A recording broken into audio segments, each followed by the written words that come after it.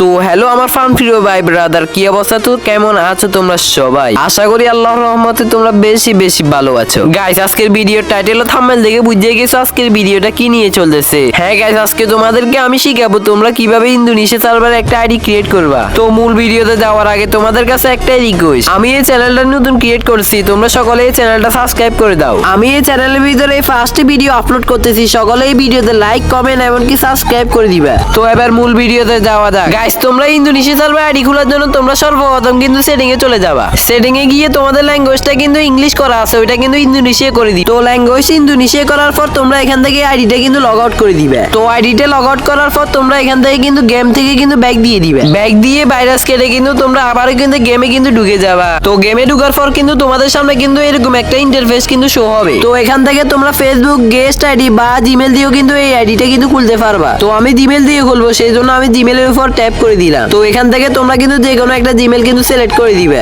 আর এরপরে তোমাদের সামনে এরকম একটা ইন্টারফেস কিন্তু শো হবে। তোমাদেরকে এখানে নাম দেওয়ার জন্য বলতেছে। আমি এখান থেকে আমার নাম দিতেছি, আমার নাম নিবিড় ওয়াইডি দিতেছি। আমি এখান থেকে নিবিড় ওয়াইডি দেওয়ার পর কিন্তু নিবিড় ওয়াইডি কিন্তু এখানে হচ্ছে না। তো তোমাদেরও যদি এরকম সমস্যা দেয় তাহলে তোমরা কি করবে জানো? তোমরা নামের শুরু দিয়ে একটা ডট আর শেষ দিয়ে একটা ডট দিলে কিন্তু নামটা কিন্তু সিলেক্ট হয়ে যাবে। তো আমি কিন্তু ডট দেওয়ার পর কিন্তু আমার নাম কিন্তু সিলেক্ট হয়ে গেছে। তো এরপরে তোমাদের সামনে এরকম একটা ইন্টারফেস শো হবে। তো এখান থেকে তোমরা 3 নম্বরে যে অপশনটা দেখতেছো ওইটাতে সিলেক্ট করে কিন্তু তোমরা এখান থেকে ওকে দিয়ে দিবে। আর এরপরে তোমাদের সামনে কিন্তু এরকম একটা ইন্টারফেস শো হবে। এখানে বিডি, তারপর ইন্দোনেশিয়া, তারপর সিঙ্গাপুর আছে। তোমরা এখান থেকে ইন্দোনেশিয়া সিলেক্ট করে এখান থেকে ওকে দিয়ে দিবে। এখন কিন্তু তোমাদের ইন্দোনেশিয়া সার্ভারে কিন্তু আইডি ক্রিয়েট করা হয়ে গেছে। তো এবার কিন্তু তোমরা এখান থেকে কিন্তু আইডিটা কিন্তু লগ ইন করে নিবে। তো এবার তোমরা বলবা এটা বাংলাদেশ সার্ভার আইডি। দেখো তোমরা এখানে দেখো সেটিং এ তোমাদেরকে আমি দেখা দিয়েছি এটা ইন্দোনেশিয়া সার্ভার আইডি। তো আজকের ভিডিও এই পর্যন্ত, সবাই ভালো থাকবে, সুস্থ থাকবে, আল্লাহ হাফেজ।